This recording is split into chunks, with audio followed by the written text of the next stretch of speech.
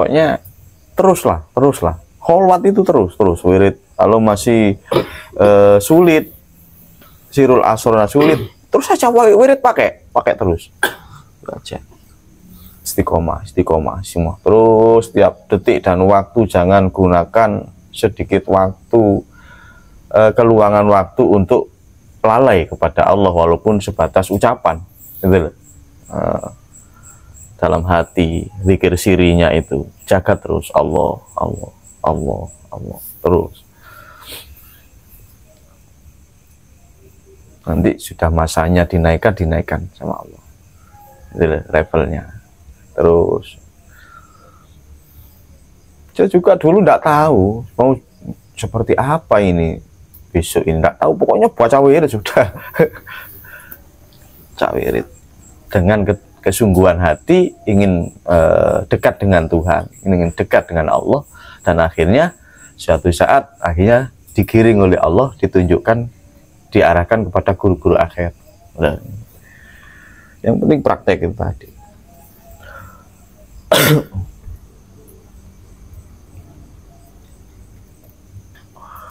Ya mungkin kalau sekarang sudah ada yang cerita seperti ini enak, gambaran lah. Saya dulu nggak ada yang cerita, nggak ada, ya pokoknya wis nggak tahu sudah, pokoknya wirid sudah itu siang malam sampai ngigunya saya itu pasti istri saya itu sering cerita setiap hari.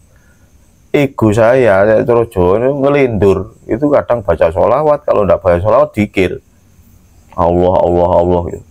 Itu ngegonya waktu tidur itu. Saking apanya?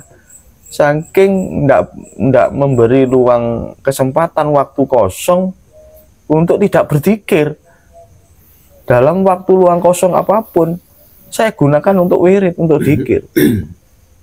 Kalau sekarang kan sudah ada sirul asrornya, kan lebih enak sebetulnya. Dulu saya enggak ada sirul asror, enggak ada yang menjelaskan, masih ya baca wirid aja.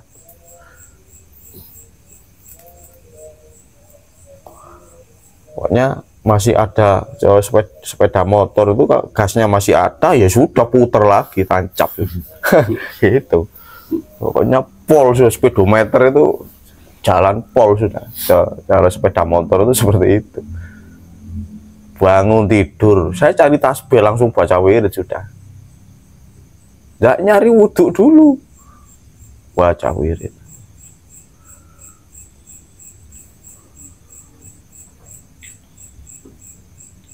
Tidak ada waktu lain kecuali untuk wirid, pikir sama Allah. Itu perjalanan saya dulu.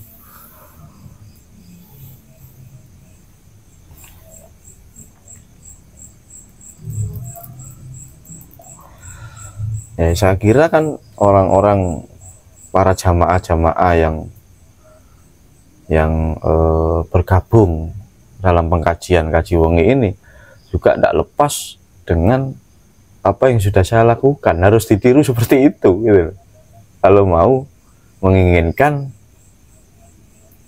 apa pencapaian rasa yang sudah dirasakan. Punya uang, nggak punya uang, sudah nggak mikir mas, pokoknya baca wirid saya itu. Udah dulu itu nggak tahu sudah, ya itu merupakan dorongan Allah sendiri kan.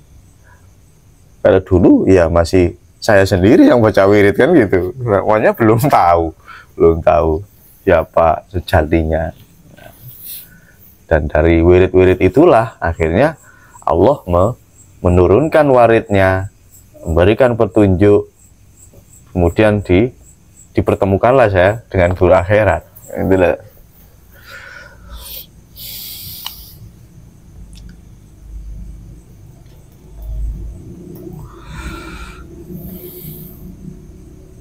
Dan sedikit kata-kata dari guru akhirat itu sudah cukup menjadi jawaban yang selama itu saya cari. Sudah plong semua, tidak ada yang tersisa lagi. Jadi apa yang saya kerjakan dulu-dulu itu wirid apa tirakat seperti apa itu kayaknya setelah mendapat wejangan satu kali dari guru akhirat itu terjawab semuanya. Oh, dulu saya itu berarti seperti ini dan akhirnya seperti ini. Dulu seperti ini. Oh iya, oh iya, tak itu wes, sebenarnya udah paham sendiri. Nah, jadi kan saya ceritakan seperti ini bukan tidak mungkin para jamaah yang ingin mencapai kesadaran itu, rasa yang damai, tentram, ya saya kira harus melakukan hal yang sama yang seperti saya alami dulu gitu. Tapi kan enaknya seperti jamaah yang sekarang ini kan kiat-kiatnya kan sudah dibocorkan gitu loh. Nanti arahnya ke sini, terus kemudian ke tahap ini, kemudian ada datang lagi rasa seperti ini dan akhirnya nanti seperti ini, kan ada yang gambarkan gitu. Kalau dulu saya enggak ada, Mas. Guru nyari sendiri sama guru saya. Di mana ini guru? Kok tidurnya disuruh zikir? Ya enggak tahu apa katanya kamu, cari sendiri sana. Itu ya dulu. Hari lagi ke sana. Masih panjang perjalanan.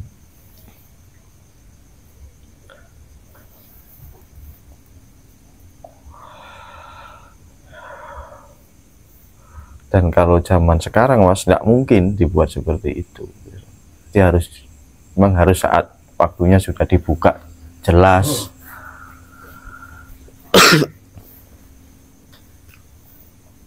Masalahnya kan kadang ada tulisannya itu tidak bisa memahami, Mas. Kalau tidak dijelaskan ya nanti malah amburadul jadinya ya.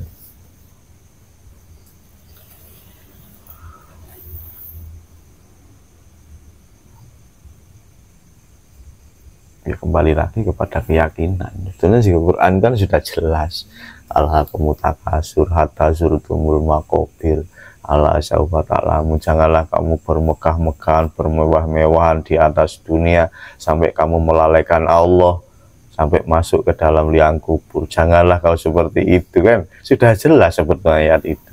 Tapi kalau tidak dijelaskan lagi, tidak didetailkan lagi, didetailkan aja kadang masih belum bisa menerima, Mas, manusia itu. Apalagi tidak dijelaskan, dia tambah tidak paham, tambah tidak ngerti.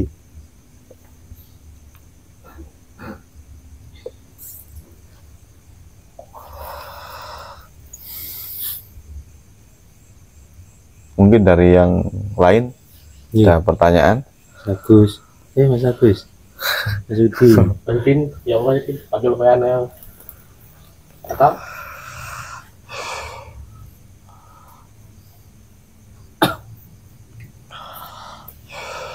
mungkin pesan-pesan penutup, Mas. Makanya buat saudara-saudara kita dimanapun berada dalam mempelajari keseluruhan dalam keislaman itu, memang kita harus belajar dari banyak guru gitu. Tidak cukup satu guru saja. Ada guru syariat yang membimbing tentang hukum-hukum bagaimana kita menjalani kehidupan dunia.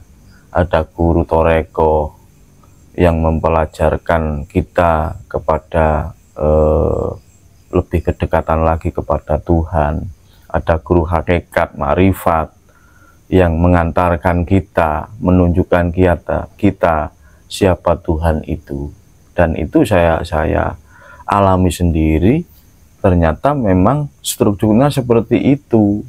Guru saya mondok syariat, kemudian naik lagi mencari guru toreko, dan dulu saya tidak mencari, memang dari praktek saya bersyariat itu akhirnya secara otomatis dipertemukan oleh guru toreko tadi, dan dari guru toreko inilah kemudian saya amalkan apa ilmu dari guru toreko, dan akhirnya hasil output dari toreko ini mengantarkan saya bertemu dengan guru hakikat ma'rifat itu.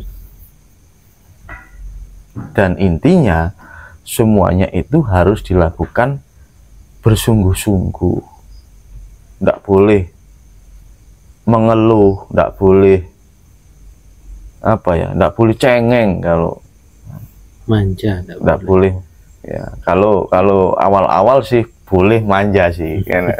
Tapi jangan terlalu terus seperti itu gitu. Contohnya saya dulu itu waktu belajar asma itu ya, mengasma air itu dulu itu saya sudah padahal diijazahi oleh guru saya, gini caranya ngasma air kalau ada orang terkena gangguan bangsa-bangsa dari jin dan lain sebagainya tuh. Kemudian saya dihadapkan dalam satu masalah.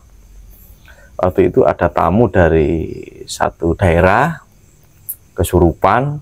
Nah, kemudian saya asmakan air, kemudian saya suruh minum, tidak mau katanya. Kenapa kok tidak mau? Airnya banyak setannya kan gitu. Nah, dari situlah saya introspeksi lagi, kok bisa banyak setannya ya?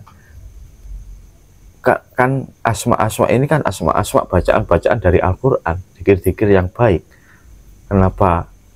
Kenapa sang jinnya ini bilang air yang saya asma ini banyak setannya? Nah, akhirnya saya introspeksi diri, Mas.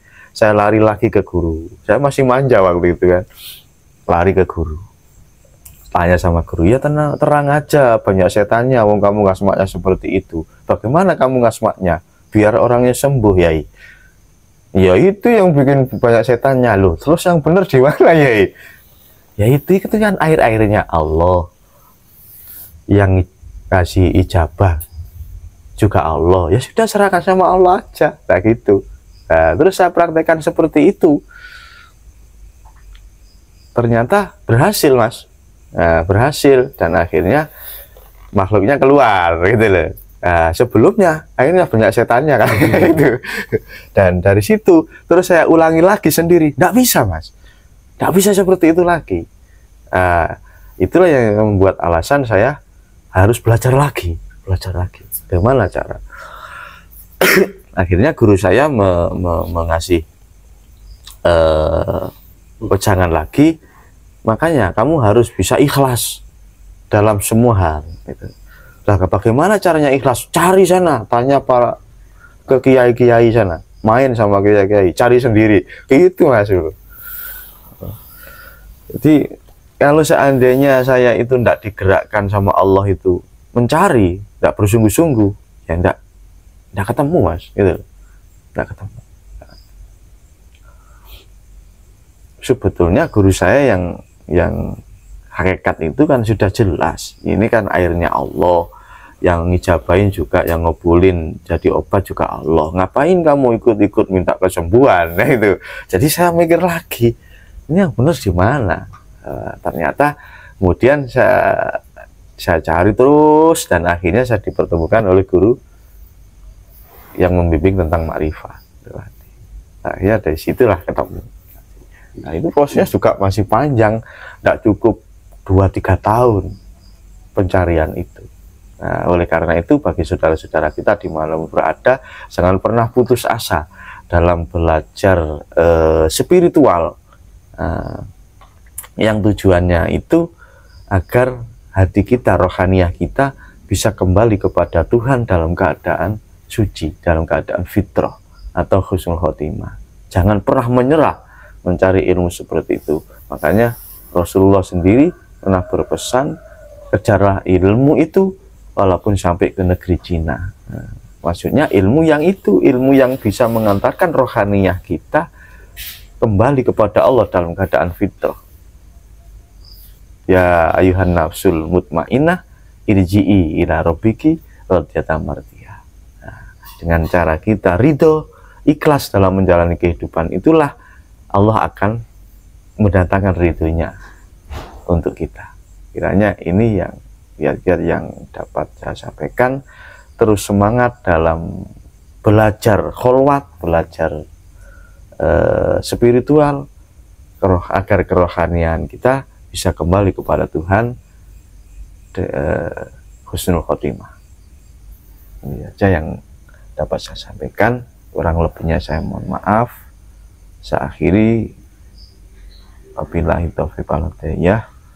Wassalamualaikum warahmatullahi wabarakatuh. Waalaikumsalam.